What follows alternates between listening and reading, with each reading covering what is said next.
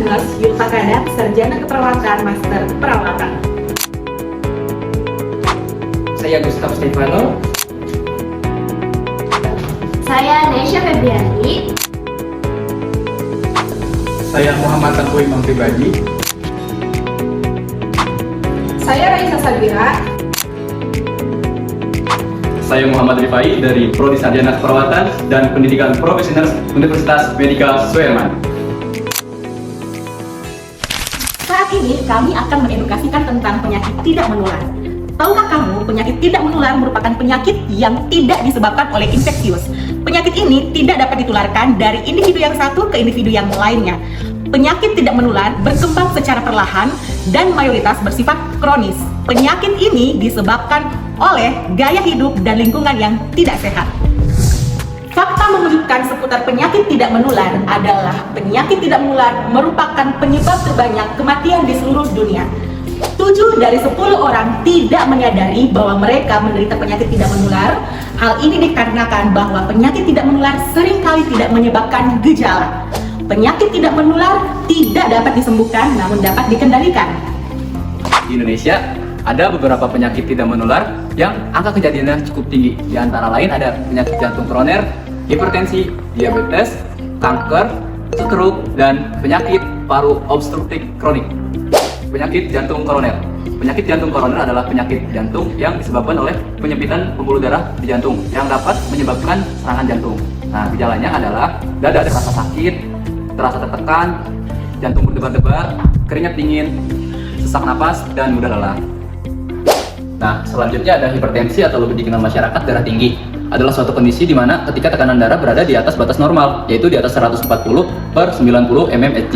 Nah, penyebabnya yang pertama bisa karena faktor genetik seperti riwayat keluarga, kemudian kelebihan konsumsi garam dan lemak, kemudian yaitu kurangnya aktivitas fisik, stres berlebihan, konsumsi rokok, dan alkohol. Hipertensi seringkali disebut silent killer atau membunuh dengan diam-diam karena hipertensi tidak selalu menunjukkan gejala, namun ada beberapa tanda yang mungkin muncul seperti sakit kepala, jantung berdebar-debar, pandangan kabur, sesak napas, dan mudah lelah. Serta hipertensi dapat menyebabkan beberapa penyakit lain seperti stroke, serangan jantung, dan gagal ginjal. Seperti yang dijelaskan sebelumnya mengenai hipertensi dan juga PTK, stroke ini sangat berkaitan dengan masalah ini. Stroke terjadi ketika ada otak mengalami gangguan. Contohnya seperti adanya sumbatan di aliran darah otak atau bisa kita sebut stroke iskemik. Dan juga stroke bisa terjadi dikarenakan pecahnya pembuluh darah di aliran otak atau bisa kita sebut stroke hemorrhagik. Banyak sekali faktor-faktor yang dapat menyebabkan stroke ini seperti hipertensi ataupun tekanan darah tinggi. Dan juga kolesterol yang tinggi juga dapat menyebabkan penumpukan lemak di aliran darah. Dan yang ketiga, ada juga dikarenakan diabetes atau kadar gula darah yang lebih dari 200 mg/ml. Dan yang terakhir adalah merokok, dikarenakan dapat membuat pembuluh darah itu menjadi menyempit dan juga meningkatkan resiko pembekuan darah. Selain itu, terdapat juga gejala yang biasa muncul di pasien yang mengalami stroke ini, seperti adanya gangguan untuk beraktivitas dikarenakan sistem geraknya itu mengalami kekakuan ataupun kelumpuhan. Yang kedua, wajahnya akan bersifat tidak simetris ataupun miring sebelah. Dan yang terakhir adalah gangguan berbicara ataupun berkomunikasi serta untuk memahami kata-kata. Yang parahnya, stroke itu akan menimbulkan dampak ataupun komplikasi yang sangat serius. Contohnya itu seperti akan mengalami yang namanya kelumpuhan. Individu yang mengalami stroke ini akan mengalami yang namanya kehilangan fungsi geraknya sehingga sulit untuk melakukan aktivitas seperti biasanya. Dan juga akan mengalami yang namanya gangguan bicara atau memahami kata-kata. Dan yang terakhir adalah akan mengalami yang namanya gangguan berpikir ataupun gangguan untuk mengingat. Diabetes mellitus, siapa yang tidak mengenal dengan penyakit diabetes mellitus? Diabetes mellitus sendiri merupakan penyakit yang sudah tidak asing terdengar di kalangan masyarakat Indonesia. Diabetes mellitus sendiri adalah penyakit kronis yang ditandai dengan meningkatnya kadar gula atau glukosa di dalam tubuh. Hal ini terjadi karena tidak berfungsinya hormon insulin yang berfungsi untuk mengatur kadar gula dalam tubuh. Kemudian ada juga jenis-jenis dari diabetes mellitus. Diabetes mellitus sendiri memiliki jenis yang pertama itu diabetes mellitus tipe 1. Diabetes mellitus tipe 1 ini ditandai dengan pankreas yang tidak lagi berfungsi. Kemudian ada diabetes mellitus tipe 2 yaitu ditandai dengan dimana kondisi tubuh tidak dapat menggunakan insulin dengan baik atau dalam kata lain itu resistensi insulin. Kemudian yang terakhir itu ada diabetes gestasional. Nah, untuk diabetes gestasional ini sendiri itu adalah diabetes yang dialami umumnya dialami oleh ibu hamil dan akan hilang setelah pasca melahirkan. Nah, teman-teman, diabetes mellitus ini juga memiliki penyebab nih. Di antaranya ada riwayat keluarga dengan diabetes, kemudian ada pola hidup yang kurang sehat, ketidakseimbangan hormon, dan juga kerusakan pada pankreas. Nah, diabetes mellitus sendiri itu memiliki faktor risiko tersendiri nih teman-teman. Yang pertama itu ada biasanya terjadi di atas usia 45 tahun, kemudian riwayat keluarga dengan penyakit diabetes, kurangnya aktivitas fisik, obesitas atau kelebihan berat badan, peningkatan tekanan darah, dan juga kolesterol yang tinggi. Kemudian terdapat dampak dari diabetes mellitus. Diabetes mellitus sendiri itu jika tidak dikelola dengan baik akan berkomplikasi buruk sekali bagi penderitanya. Di antaranya akan berdampak pada penyakit jantung atau stroke, kemudian kerusakan pada ginjal atau gagal ginjal, kerusakan pada saraf, gangguan penglihatan hingga kebutaan, dan juga infeksi kaki yang berujung dengan amputasi. Selanjutnya ada kanker. Kanker merupakan penyakit yang terjadi akibat pertumbuhan sel abnormal yang tidak terkendali di dalam tubuh. Sel ini dapat menyerang jaringan yang ada di sekitarnya, dan bahayanya, sel kanker dapat menyebar ke organ lain melalui darah. Terdapat 6 jenis kanker yang umumnya terjadi. Yang pertama ada kanker payudara. Kanker ini menyerang jaringan yang ada di payudara, terutama bisa menyerang pada wanita, tetapi tidak menutup kemungkinan bahwa kanker payudara ini bisa terjadi pada laki-laki loh. Gejalanya apa saja? Gejalanya seperti adanya benjolan di area payudara, tetapi tidak ada rasa nyeri. Kemudian, perubahan warna kulit. Kulit menjadi lebih tebal, kemerahan, dan terasa gatal. Yang terakhir, keluarnya cairan dari putih, seperti berwarna kekuningan atau kemerahan berupa darah. Yang kedua ada kanker paru-paru. Kanker paru-paru biasanya disebabkan oleh kebiasaan merokok, baik perokok aktif maupun perokok pasif. Dan bisa juga karena terpapar zat beracun seperti zat karsinogenik. Zat karsinogenik biasanya ditemukan pada asap rokok, asap kendaraan, bahan kimia yang ada di makanan dan minuman. Gejalanya seperti sesak nafas, batuk yang berkepanjangan, dan penurunan berat badan secara drastis. Yang ketiga ada kanker serviks.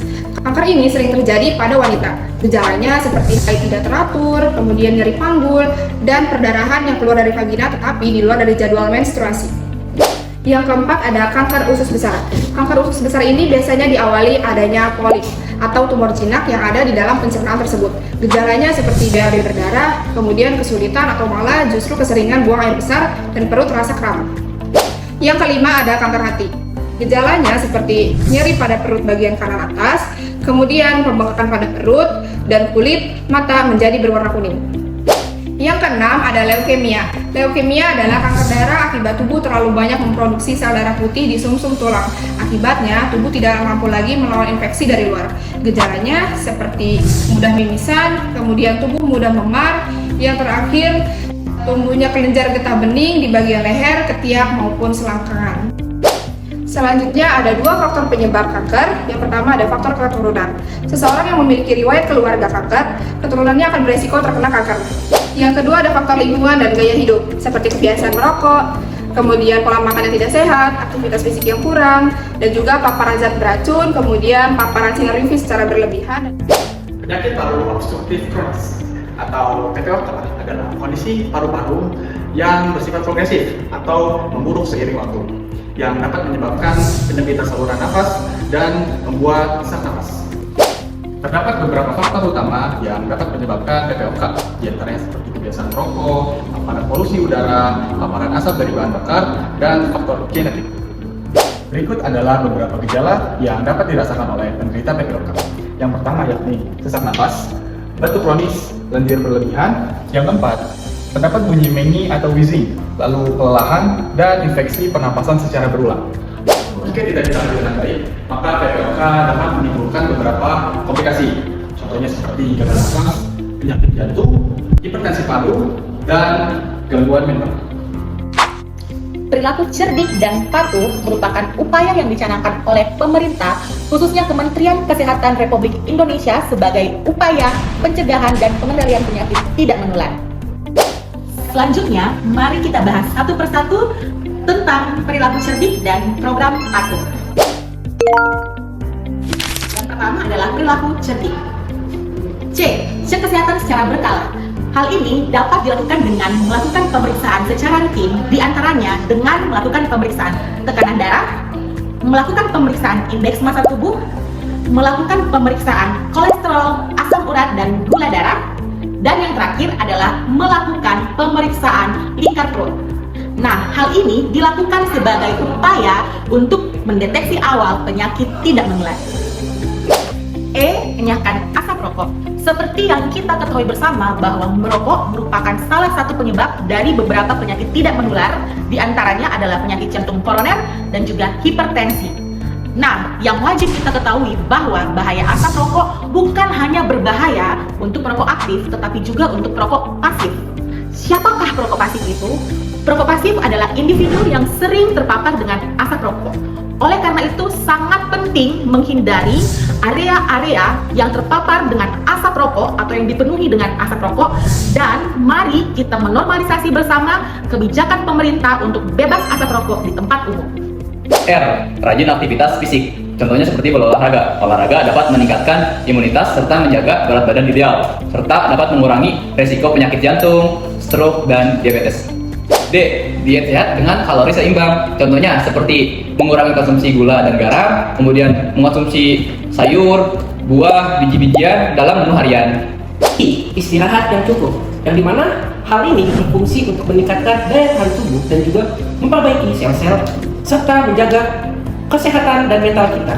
Contohnya seperti melakukan istirahat dan tidur selama 7 sampai dengan 8 jam dalam sehari, dan juga menghindari penggunaan gadget sebelum tidur. K.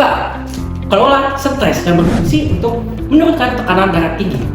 Contohnya seperti melakukan aktivitas yang bisa merilekskan pikiran seperti yoga ataupun meditasi, dan juga bisa dengan melakukan hobi seperti melukis, mewarnai, berkebun, dan sebagainya. Baik teman-teman, sekarang kita masuk ke perilaku patuh. Mari kita pelajari perilaku patuh. Yang pertama itu ada P, periksakan kesehatan secara rutin dan ikuti anjuran dokter. Contohnya seperti mengecek tekanan darah dan juga tekanan gula. Kemudian yang A, yaitu atasi penyakit dengan pengobatan yang sesuai dan teratur. Contohnya seperti mengkonsumsi obat sesuai dengan resep yang telah dianjurkan oleh dokter dan tidak memberhentikan proses pengobatan tanpa izin dari dokter. T. Tetap diet dengan gizi seimbang. Mengatur asupan makanan dengan gizi seimbang dapat mengontrol gula darah, tekanan darah, dan berat badan. Dan sebaiknya hindari makan makanan yang tinggi gula, garam, dan lemak jenuh, dengan memperbanyak asupan makanan yang sehat seperti sayur-sayuran, buah-buahan, ikan, maupun kacang-kacangan.